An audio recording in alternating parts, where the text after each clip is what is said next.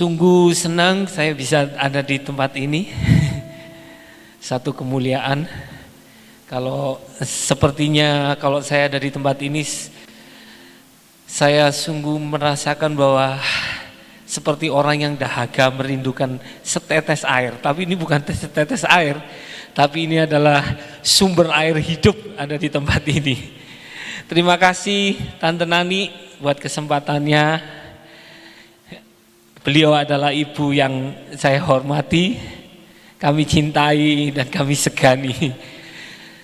Saudara-saudara di tempat ini sebetulnya harus bersyukur dan selalu mendukung doa buat ibu kita yang Tuhan percayakan untuk memimpin di tempat ini. Dan setiap saat mendampingi saudara untuk saudara bisa maju bersama-sama Tuhan. Dan terima kasih juga Ibu Yen dan Pak Hendri yang sudah mengantar kami bisa sampai ke tempat ini. Beliau adalah teman, sahabat dan melebihi saudara. Bahkan saudara pun tidak seperti mereka buat kami. Ya, saya perkenalkan, saya Jimmy dan istri saya Linda. Kami berdomisili di Belanda. Ya, latar belakang saya sih sebetulnya saya ini seorang anak hamba Tuhan. Tapi justru waktu awal cerita kemarin waktu saya mau sampai ke tempat ini, sebetulnya saya itu mengalami kejadian yang sebetulnya bukan berduka tapi menggembirakan buat saya. Karena mami saya meninggal dunia, itu. Mami saya pulang. Tapi saya tidak, saya nggak merasa berduka, tapi justru saya bersuka cita. Karena Tuhan sendiri yang sudah berbicara banyak kepada saya, sehingga dan ini saya juga bisa menyampaikan apa yang isi hati Tuhan di tempat ini. Saya sebetulnya latar belakang saya seorang anak hamba Tuhan. Tapi justru saya ini karena anak hamba Tuhan, saya banyak lari daripada Tuhan. Saya ini orang yang memberontak, bahkan memberontak sama orang tua. Bahkan saya itu, makanya kalau saya bisa menyampaikan pesan-pesan Tuhan itu sebetulnya saya nggak layak, benar. Saya itu orang yang kurang ajar sama Tuhan. Saya itu terlalu menyepelekan Tuhan dalam hidup saya. Waktu saya remaja, justru karena saya seorang anak hamba Tuhan, saya lari dari Tuhan. Saya sebetulnya bukan salah daripada orang tua saya, tapi ya setan yang membalikkan semuanya itu membuat saya sendiri, saya tuh menyepelekan Tuhan, saya tuh sombong. Awalnya dari satu kejadian waktu waktu mahasiswa, saya sekolah di satu universitas yang terkenal di Surabaya. Dan kebanyakan mereka yang ada di sana itu anaknya orang-orang kaya gitu. Sedangkan saya ini cuma seorang anak hamba Tuhan. Hamba Tuhan dan penginjil kisah. Yang papi saya mungkin nggak ada yang mengenal. Nah, dari situlah saya itu saya nggak terima dengan kehidupan. Saya nggak terima dengan kehidupan ini. Yang namanya anak hamba Tuhan hidup pas-pasan, menginginkan sesuatu harus menunggu, sedangkan sebagai seorang anak muda menginginkan sesuatu yang instan. Kadang-kadang apa yang dia inginkan langsung terpenuhi. Waktu saya dijemput oleh ayah saya dari kuliah, saya itu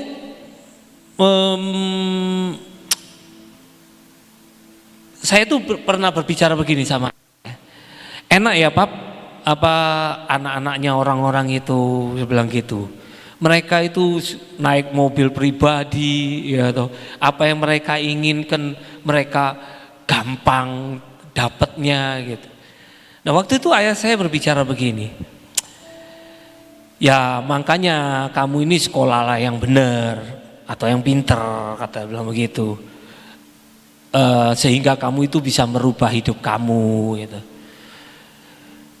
Kalau saya teliti sebetulnya perkataan itu nggak ada yang salah gitu loh. Tapi sebagai anak muda yang lagi menginginkan sesuatu, iblis mulai masuk di dalam pikiran saya. Lah, kalau begitu buat apa Tuhan? Kenapa nggak saya berusaha dengan diri saya, dengan kekuatan saya sendiri, dengan ya usaha saya? Mulailah dengan hal itu membuat saya semakin jauh dari Tuhan. Waktu semakin saya jauh dari Tuhan, saya menghalalkan banyak cara, saya memakai relasi saya. Kebetulan sekali waktu itu teman baik saya itu anaknya jenderal di Indonesia. Ya tahu sendiri kalau di Indonesia punya fasilitas yang kayak demikian, sehingga waktu saya sebagai anak, di saat saya tengah-tengah saya kuliah, saya bisa berusaha dan sempat saya booming di dalam usaha saya. Tapi semua itu semu. Saya sampai jatuh semakin hari semakin dalam ke dalam jurang hidup yang foya-foya. Lari dari Tuhan. Tuhan itu saya sepelekan. Saya tahu bukan saya tidak maksud saya tidak melupakan Tuhan. Saya tahu ada Tuhan. Tapi Tuhan itu buat saya itu sebagai menomorduakan dan bahkan nggak tahu nomor berapa deh. Yang penting saya senang dulu deh, saya bilang gitu. Dan dari saat waktu saya berjaya, saya mengatakan, ini loh, aku. Saya nggak sombong dengan orang lain, tapi saya sombong dengan diri saya sendiri. Saya mengatakan saya mampu, saya bilang begitu. Nah, dengan berjalannya waktu saya sampai udah jauh dari Tuhan. Tapi Tuhan, saya menikmati semua itu cuman ya kurang lebih dua tahun. Tuhan pukul saya jauh sampai terpuruk. Saya waktu umur 27, 28 saya hampir sempat tahun 90-an awal itu saya sempat menanggung hutang 300 juta. Itu bukan main-main dan sedikit. Akhirnya saya bukannya lari kepada Tuhan, tapi saya semakin jauh lagi dari Tuhan. Saya keluar dari Surabaya, saya lari ke Jakarta. Tujuan saya hilangkan semua, saya mau lari dari kenyataan. Bahkan saya nggak punya uang, nggak punya modal, saya cuma hanya bermodalkan uang yang bisa in the cost 1 bulan aja di Jakarta. Tapi di saat justru sebetulnya saya lari dari Tuhan ke Jakarta, justru Tuhan menangkap saya di sana, di Jakarta. Itu awal dari pertobatan saya. Kalau sebetulnya bukan karena Tuhan secara pribadi yang merubah hidup saya, atau menjamah hidup saya nggak akan pernah bertobat, saudara. Benar, saya tuh nggak akan pernah bertobat. Waktu saya ada di tempat kos, saya udah stres, saya nggak tahu kemana. Di situ Tuhan menangkap saya. Tuhan berbicara melalui buku. Waktu itu saya membaca, waktu di saat saya udah nggak ada hiburan, yang namanya kos, udah nggak punya apa-apa, televisi nggak punya. Ya, saya sakit, apalagi yang menemani saya di kamar yang kecil, yang di tempat tidur. Saya membaca, kebetulan sekali saya dipinjemin teman buku itu sampai saya sekarang ini saya tidak pernah melupakan. Buku itu ditulis oleh Derek Prince. Buku itu judulnya Mengalah Tapi Indah. Saya sering kali mendengarkan khotbah, bahkan waktu mulai remaja, saya sering waktu itu Pak Yusak Cipto Pak Yusak itu merupakan salah satu mentor. Bahkan saya itu banyak belajar dari kehidupan beliau. Beliau selalu mengajarkan untuk belajar, untuk mengalami hidup bersama-sama dengan Tuhan secara pribadi. Itu yang selalu mengiang di dalam kehidupan saya dan selalu dan mengingatkan saya. Makanya saya sebagai anak muda, waktu saya nggak akan pernah bertobat kalau Tuhan nggak menjamah saya dan saya nggak ngalami secara pribadi. Saya sebagai anak hamba Tuhan nggak menjamin saya mengenal Tuhan secara pribadi. Saya orangnya keras. Saya kalau nggak mengalami, nggak bakal saya. Tapi di situ Tuhan waktu di dalam buku itu mengatakan, waktu itu saya baca buku itu cuman ada di tengah-tengah buku itu mengatakan, dia menceritakan begini. Apalagi di saat pandemi saat ini, saudara akan bisa membayangkan. Ya, waktu itu waktu buku itu mengatakan gini, kita ini terlalu kurang ajar sama Tuhan. Kita itu orang yang nggak pernah berterima kasih sama Tuhan. Kalau seumpamanya kita ini disuruh bayar oksigen yang setiap hari, setiap menit, setiap jam yang kita hirup, saudara bisa bayangin saat ini masa pandemi, banyak orang yang di ICU. Kalau untuk membayar oksigen yang ada di rumah sakit, berapa juta, berapa puluh juta. Di situ buku itu mengatakan, kalau kita ini disuruh bayar, kita nggak akan bisa bayar. Bahkan kehidupan kita bekerja untuk membayar oksigen. Kebutuhan-kebutuhan yang lain, kita juga memerlukan kebutuhan-kebutuhan yang lain. Tapi di situ tuh loh saya itu mengatakan, terus akhirnya di buku itu mengatakan, kita ini orang yang kurang ajar sama Tuhan, nggak pernah berterima kasih. Itu benar-benar memukul saya.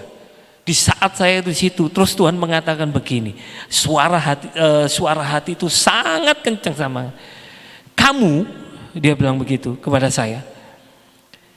Pernahkah kamu berterima kasih kepadaku? Pernahkah aku meninggalkan kamu? Meskipun kamu menyepelekan saya. Dia bilang begitu. Tuhan itu mengatakan, Roh Kudus mengatakan begitu. Apa yang kamu beri buat saya selama ini? Saudara, saya langsung saat itu di dalam kamar yang kecil, in the kosan kecil, saya nggak pakai lagi bertele-tele. Saat itu juga saya itu tertelungkup dan nangis kayak anak kecil yang meraung-raung. Saya bilang, Tuhan, Engkau itu masih mencintai orang seperti aku bilang begitu.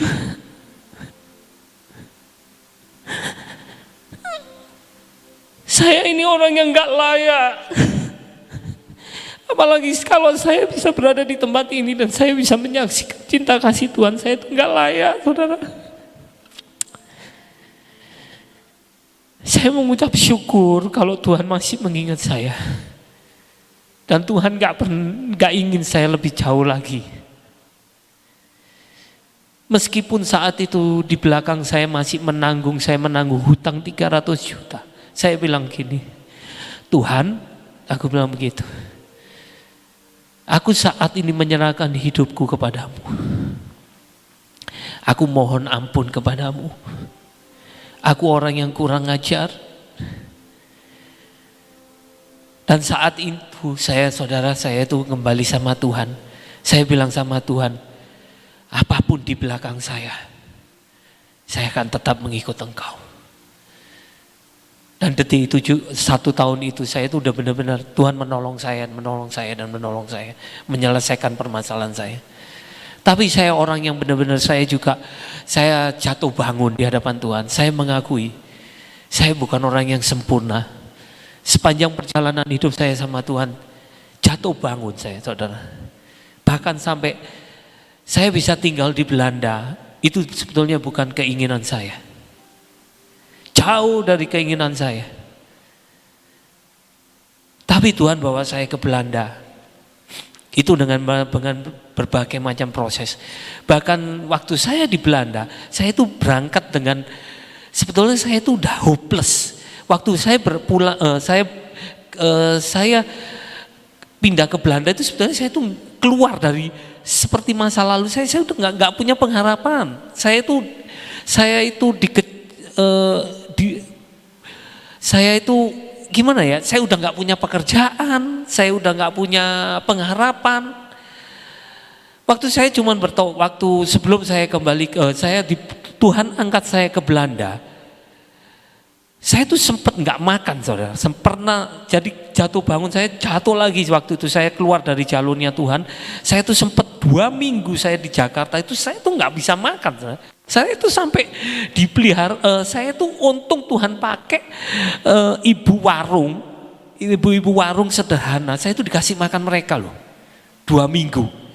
Tapi ya itu tuh Tuhan, aku bilang begini, masa kak aku ini anakmu, aku bilang gitu sampai aku nggak bisa makan. Tapi Tuhan mengatakan waktu saya ke gereja, saya mendengarkan khotbah seorang hamba Tuhan.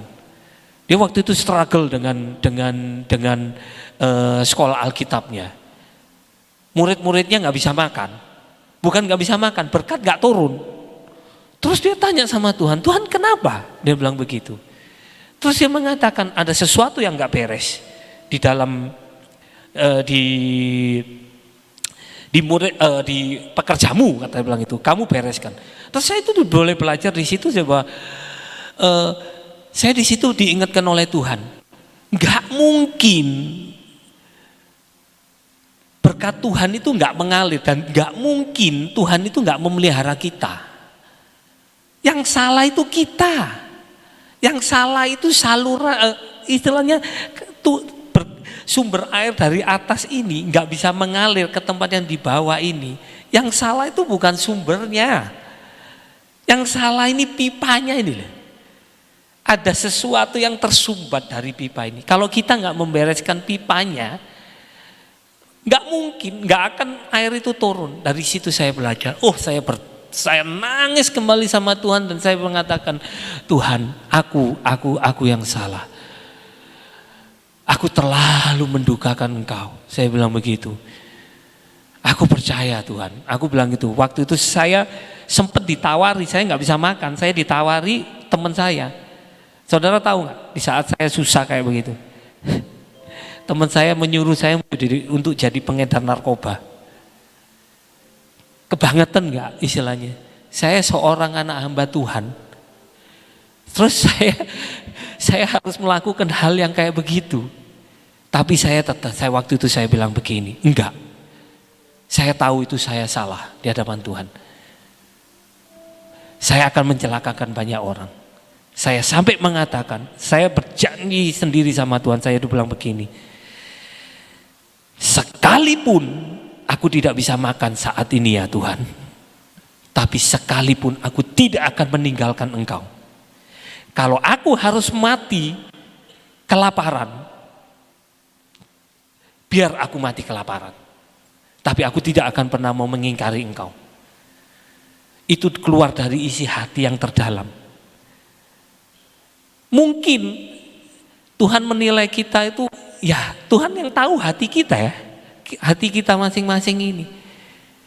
Perkataan saya itu akhirnya Tuhan angkanya dengan di situ titik balik di mana Tuhan mengerti isi hati saya, terus Tuhan bawa saya ke Belanda saat itu. Dengan cara saya itu di Belanda udah nggak, waktu berangkat ke Belanda itu saya cuman bawa 1 koper, saudara. Cuman mau bermodalkan pakaian. Istilahnya saya ini ya istilahnya bambungan elit istilahnya. Saya nggak punya apa-apa, saya nggak punya duit. Saya cuma bermodalkan visa turis 3 bulan. Tiket pun ada yang memberkati. Saya udah nggak punya apa-apa. Bahkan saya waktu di Jakarta, waktu di Belanda, saya bekerja serabutan.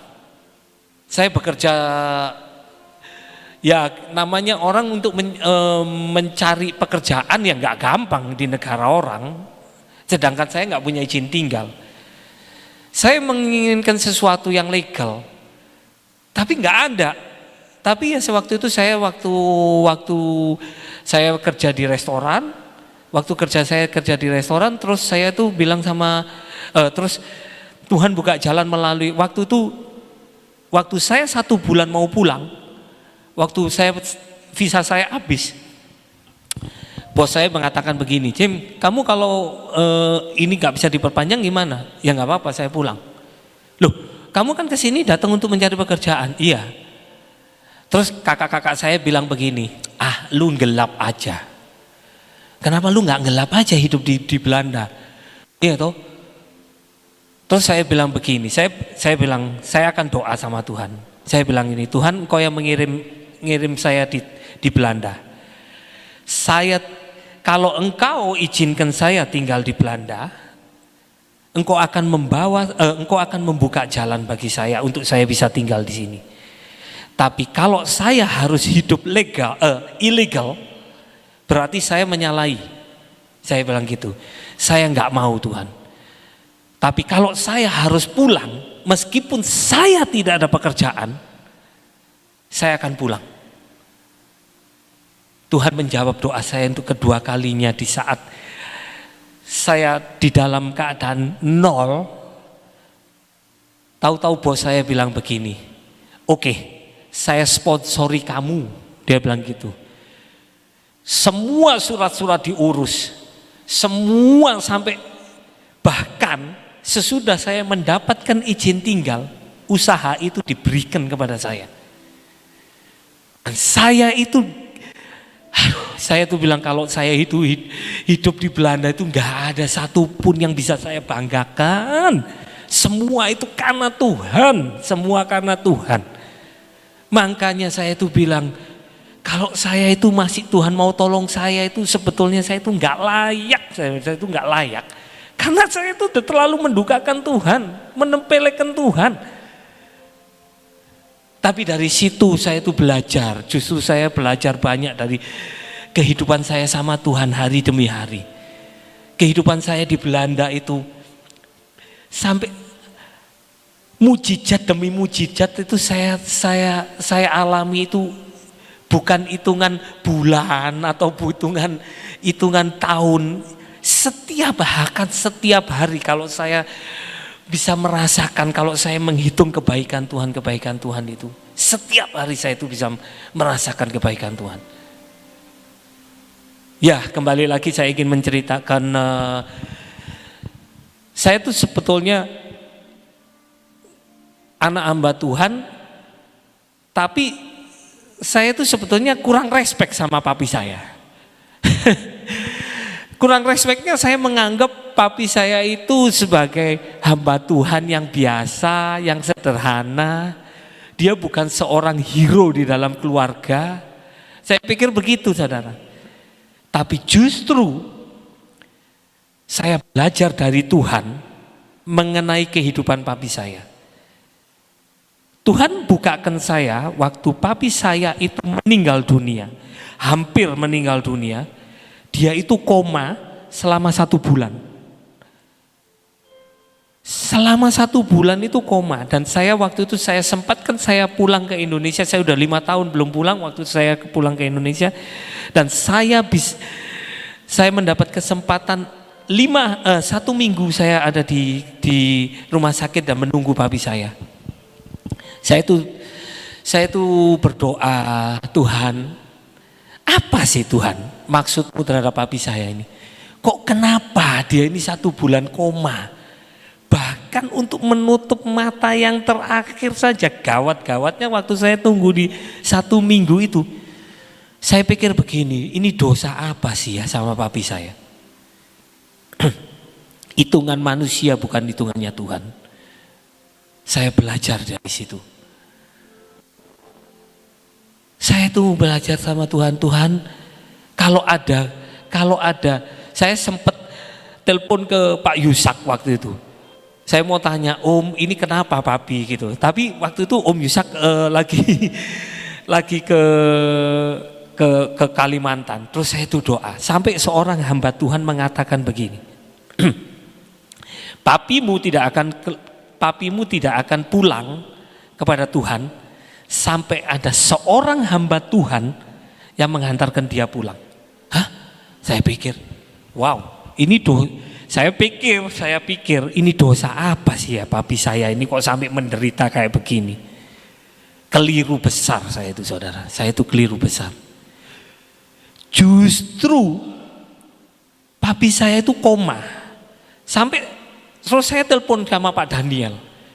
Bayangin, Pak Daniel Cipto waktu itu. Pak Daniel Cipto saya bilang, Den, papi ini gimana? Ya karena keluarganya Yusak itu dengan keluarga kami juga ada kedekatan, kita sering kontak, dan waktu saya di Belanda dan Pak Daniel juga sering ke Belanda waktu itu. Terus saya bilang gini, Den, kenapa ya Den, papi ini kok belum pulang? Dia bilang gitu. Saya bilang begitu. Terus dia bilang begini, oke, kamu, kalau gitu urapi dulu kok. Oh ya sudah, kayak bilang gitu. Ya sudah, saya akan 2 hari lagi saya akan ke Surabaya. Dia bilang begitu. Nanti begitu saya mendarat ke bandara, saya akan langsung ke rumah sakit. Oke, terima kasih Den, aku bilang begitu. Saudara tahu nggak? Pernyataan Tuhan untuk papi saya itu waktu dia itu sebetulnya jadi dia itu koma, dia itu nggak bisa berbuat begitu. Hitungan kita mikir kesalahan dia, dosa dia yang begitu besar. Justru saya itu belajar dari situ bahwa Tuhan menyatakan cintanya kepada seseorang itu nggak seperti yang kita pikirkan. Udah, waktu Pak Daniel datang, Pak Daniel itu mendoakan mami saya sama papi saya. Dia bilang begini, Tante, kok saya itu diliatin orang-orang perempuan-perempuan di pinggirnya di pinggirnya dia bilang gitu. Terus mami saya ketawa. Iya, dia bilang gitu. Masa mudanya ini mata keranjang. Dia bilang gitu.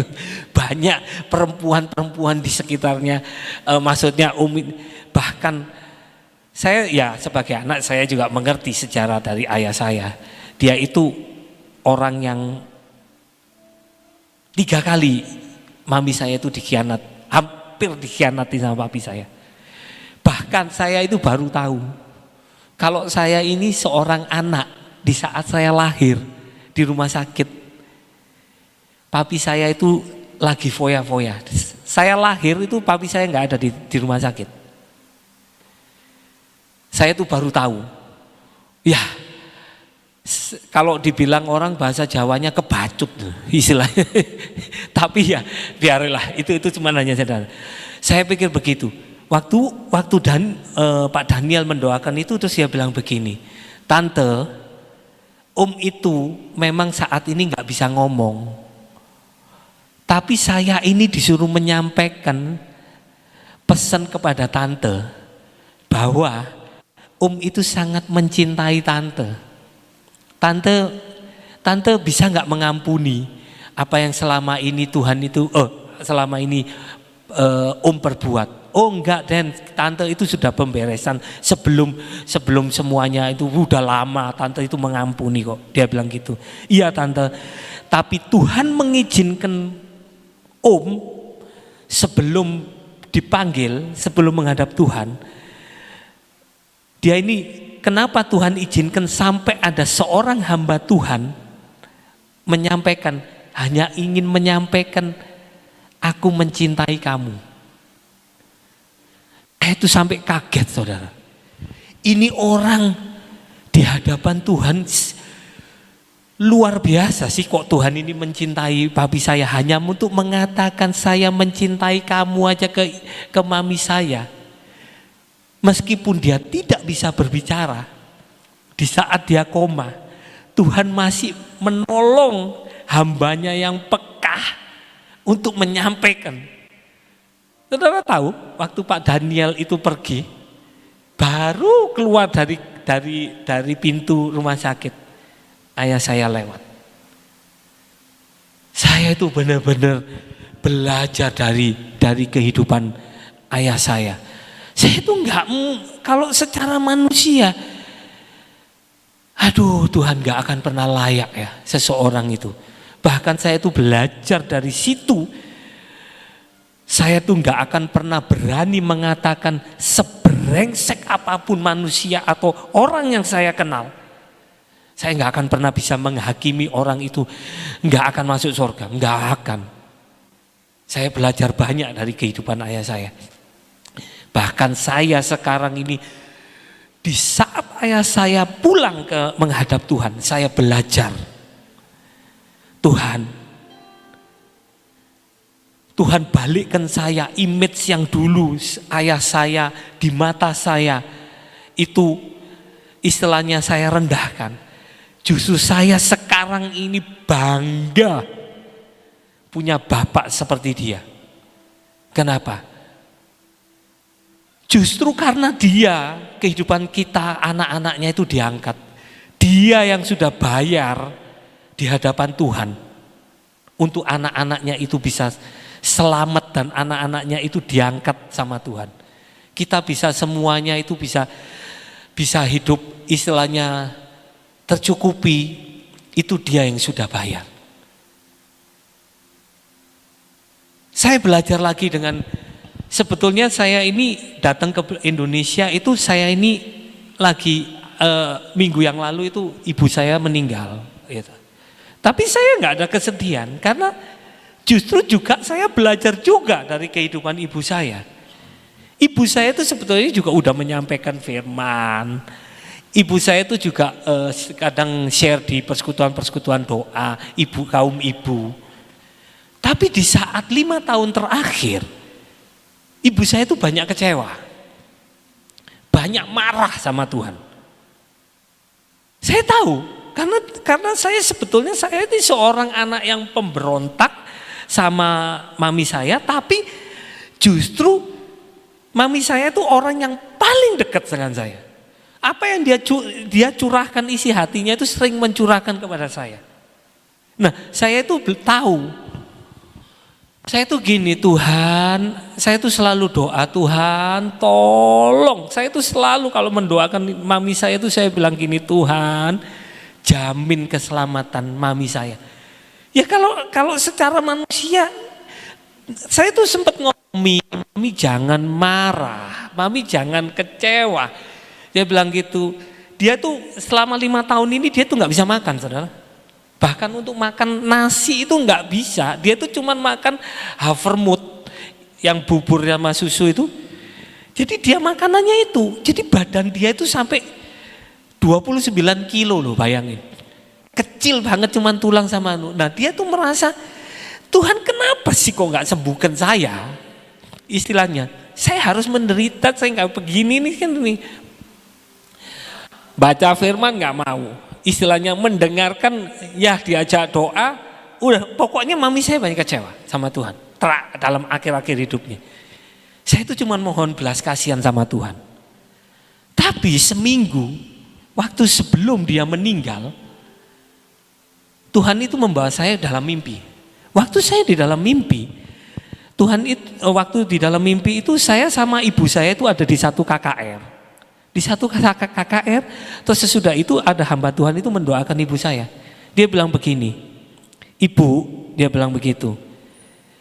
Ibu ini kan marah kan, ibu ini kan banyak kan, nggak terima kan, dia bilang begitu. Karena hamba Tuhan itu menyampaikan pesan kepada ibu saya begitu, ibu nggak terima kan, iya. Tuhan itu sebetulnya nggak senang, Tuhan itu nggak senang, iya, dia bilang begitu.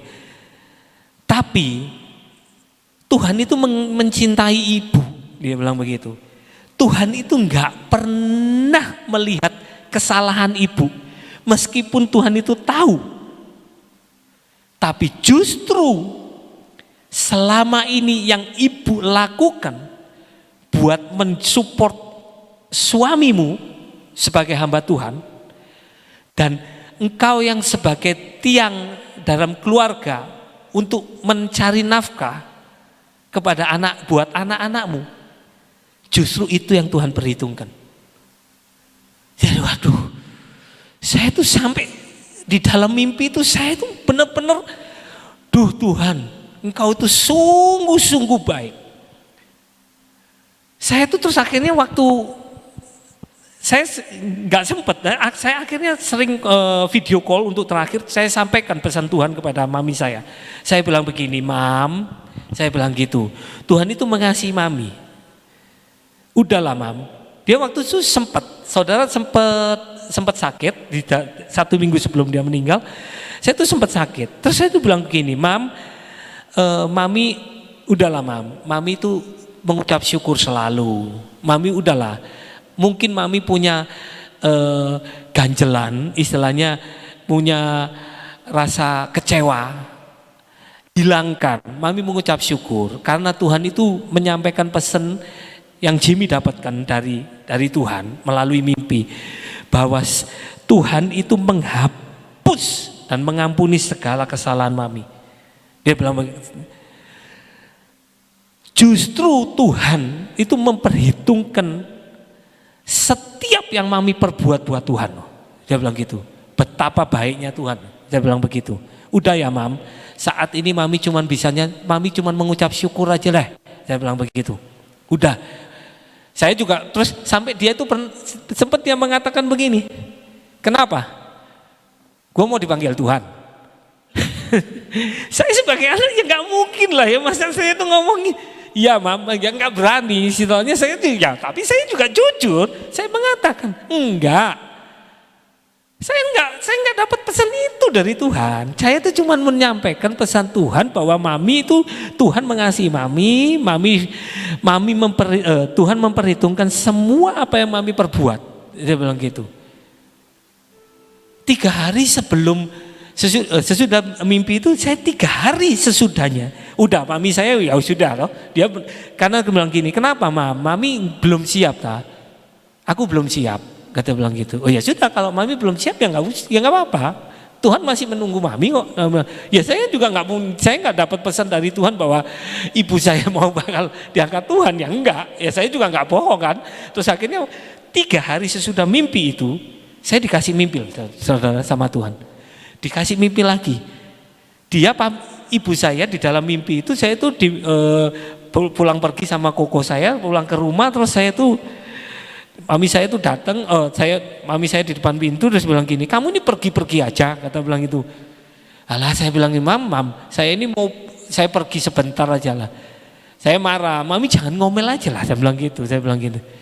Kamu ini jangan pergi-pergi aja. Aku ini mau dipanggil Tuhan. Saya bilang, ya sudah, tapi ya mami saya udah nggak mungkin mau nyampaikan isi pesan Tuhan itu. Tapi saya sampaikan ke saudara-saudara yang lain, saya bilang begini, siap-siap. Tapi sebetulnya waktu tahun yang lalu saya sudah dikasih tahu sama Ibu Nani bahwa kamu siap-siap. Dia bilang gitu, mami kamu itu nggak lama lagi dipanggil Tuhan. Yang nggak lama lagi ya akhirnya setahun ini. Persis bulan Maret waktu itu saya ada waktu ketemu sama Ibu Nani, dia bilang, ya ini bulan Maret ini. Terus saya bilang gini, kamu siap-siap, mami akan dipanggil Tuhan. Saudara, saya juga belajar dari kehidupan apa yang hitungan Tuhan terhadap kedua orang tua saya. Makanya saya tuh belajar hidup bersama-sama Tuhan itu.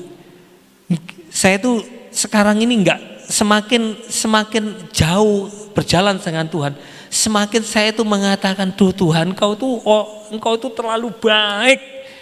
Bahkan saya tuh sampai mengutip di satu ayat untuk saya mengakhiri di kesaksian saya. Saya tuh kemarin baru dapat loh, saudara. Dari itu saya pas kebetulan kemarin malam saya berdoa sama Tuhan. Tuhan, apa yang mesti saya sampaikan ya Tuhan ya? Ya sudah toh, kamu sampaikan apa yang kamu perjalanan hidupmu dengan aku. Bahkan yang sampai apa yang kamu dapetin melalui kedua orang tuamu. Bahkan saya itu kemarin terus akhirnya saya itu baca di kitab Ayub 7 ayat 17. Begini mengatakannya, Apakah gerangan manusia sehingga dia kau anggap agung dan kau perhatikan dan kau datangi setiap pagi dan kau uji setiap saat? Saya itu bilang gini, Tuhan, Engkau itu benar-benar pribadi yang luar biasa. Saya bilang gitu. Makanya kita ini setiap manusia, kalau Tuhan itu mau ngelihat kesalahan kita, atau kalau Tuhan itu memperhitungkan apa yang kita perbuat, enggak ada satupun manusia yang layak. Terang-terangan saya bilang. Bahkan saya itu bukan lagi saya mengatakan mungkin, tapi justru saya sekarang ini semakin mawas diri, karena saya tahu kalau bukan karena Tuhan, saya itu nggak akan bisa sampai ada di tempat ini saat ini. Saya itu benar-benar merasakan kalau saya itu boleh mengatakan, Tuhan, Kau itu terlalu baik. Bahkan buat saya, orang yang sebetulnya nggak layak ada di tempat-Mu yang kudus ini.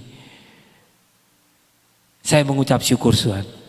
Saya mengakhiri kesaksian saya saat ini. Tapi saya ingin menyampaikan sedikit pesan yang dari Tuhan. Apapun mungkin saudara saat ini mengalami pergumulan atau mengalami sesuatu yang saudara menantikan pertolongan dari Tuhan atau tangan Tuhan. Mungkin saat ini saudara belum menerimanya, tapi tetaplah percaya kepada Tuhan. Percayalah kepada hatinya, bahwa hatinya itu sungguh-sungguh tak terbalaskan. Makanya kalau saya bisa mengatakan bahwa saya bisa memberikan judul kesaksian saya ini, bahwa kasih Tuhan itu tak terukur panjangnya, tak terselami dalamnya. Percayalah saudara, bahwa rencana Tuhan dalam hidup saudara tidak akan pernah gagal.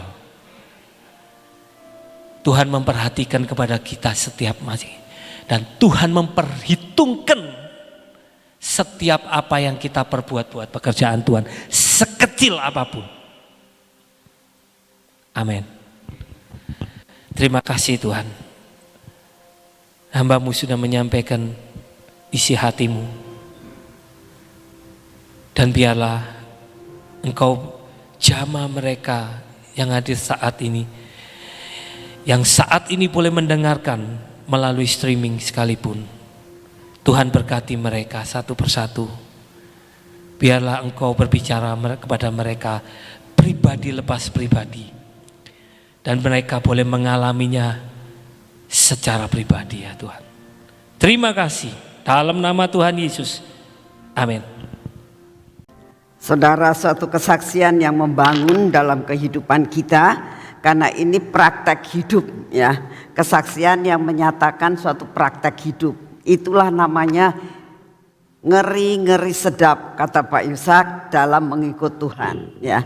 Dalam pengikutan kita kepada Tuhan ya itulah up and down, tapi kita percaya dalam keadaan apapun Tuhan selalu menyertai kita dan tepat waktu ya. Kalau dipikir-pikir apa yang dialami oleh Jimmy dan dua orang tuanya itu selalu koma sampai 1 bulan ya. Kenapa harus begitu? Ya karena Tuhan punya rencana untuk pemberesan dengan ibunya ya. Kenapa mamahnya juga bertahun-tahun mengalami hal seperti itu? Karena Tuhan detik-detik terakhir mau memberitahukan bahwa Tuhan itu tidak pernah tidak mencintai ya. Jadi sebetulnya semua yang Tuhan izinkan terjadi itu sudah ada hitungannya ya. Tuhan itu menghitung dengan rapi. Kenapa Tuhan itu menjadikan dunia ini dalam 6 hari ya. Kalau Tuhan ngomong wis jadi semuanya dalam satu hari, bisa kan? Tapi selalu mengatakan hari pertama, hari kedua, hari ketiga, rapih. Percayalah, dalam hidup saudara dan saya ditata dengan rapih oleh Tuhan. Nunggu waktu Tuhan, semua indah pada waktunya. Yuk kita berdoa. Bapa, kami tahu menanti adalah sesuatu hal yang membosankan. Menanti kadang-kadang kami bisa untuk menjauhkan diri dari Tuhan. Karena kadang-kadang kami tidak sabar di dalam cara kerja-Mu yang menurut kami kadang-kadang terlalu lambat. Terima kasih Tuhan untuk firman-Mu, terima kasih untuk pujian dan penyembahan selama 1 jam di tempat ini. Terima kasih ya Tuhan untuk semua pengaturan-Mu, ajar kami mengerti cara kerja-Mu dalam hidup kami. Engkau tidak pernah terlambat dan Engkau tidak pernah terlalu cepat. Dan Engkau selalu tepat waktu dalam menata hidup kami. Terima kasih untuk semuanya Bapak. Saat ini kami tetap berdoa untuk semua rencana dari hamba-Mu Pak Jimmy yang selama berada di Indonesia ini. Engkau yang akan terus mengawali kehidupannya sampai dia pulang kembali ke Belanda. Kami percaya Tuhan Engkau akan pakai hamba-Mu ini untuk dapat menjadi berkat dimanapun juga Engkau tempatkan dia. Makasih Tuhan Yesus untuk semuanya. Dan saat ini kami berdoa ya Tuhan, kami sungguh menyerahkan akan bangsa dan negara kami ke dalam tangan-Mu. Kami berdoa saat ini ya Tuhan, endemi yang saat ini masih ada, kami berdoa lama kelamaan maka semuanya akan sirna dari bumi Indonesia. Kami berdoa saat ini Tuhan untuk keadaan cuaca yang tidak menentu. Kami percaya Tuhan, kami percayakan semuanya kepadamu. Engkau yang mereka-reka keadaan dari cuaca bangsa dan negara kami. Engkau mengendalikan semua Tuhan, sehingga apapun yang terjadi tidak mengakibatkan suatu malapetaka yang membahayakan. Engkau akan membuat seminimal dalam segala perkara. Terima kasih untuk kasih setia-Mu. Kami berdoa untuk lawatan Tuhan. Kalau saat ini lawatan sudah mulai di seluruh Indonesia, menanam patok-patok hidup di mana Engkau tempatkan. Biarlah lawatan tuaian ini mencapai maksimal yang Engkau inginkan. Terima kasih untuk semua dan semuanya ini. Kami berdoa untuk sebentar sore Tuhan, di mana kami ada ibadah raya pada sore hari ini. Kami berdoa Engkau hadir di tengah-tengah kami, dan setiap kesaksian yang akan disampaikan, biar benar-benar Tuhan membawa kemuliaan bagi nama-Mu. Buka mata kami untuk melihat tuaian yang sudah menguning. Terima kasih untuk segala sesuatu. Terima kasih buat kesempatan yang Kau berikan buat kami. Terima kasih Tuhan, dan pada saat ini juga kami berdoa di dalam nama Tuhan Yesus. Kami mau menerima daya tahan tubuh yang berasal dari ilahi, daya tahan tubuh yang berasal dari surga. Kami terima di dalam nama Tuhan Yesus. Biarlah daya tahan tubuh ini Tuhan memasuki akan hidup kami, memasuki akan badan kami, sehingga kami menjadi kuat dan sehat. Tidak ada virus apapun yang berani mendekati tubuh kami, karena Engkau memberi kekuatan, kesehatan yang luar biasa yang daripada-Mu. Terima kasih untuk semua dan semuanya ini ya Tuhan. Darah-Mu Tuhan yang menyucikan hidup kami. Terima kasih untuk semuanya. Terima kasih Tuhan. Saat ini kami akan masuk dalam pengurapan.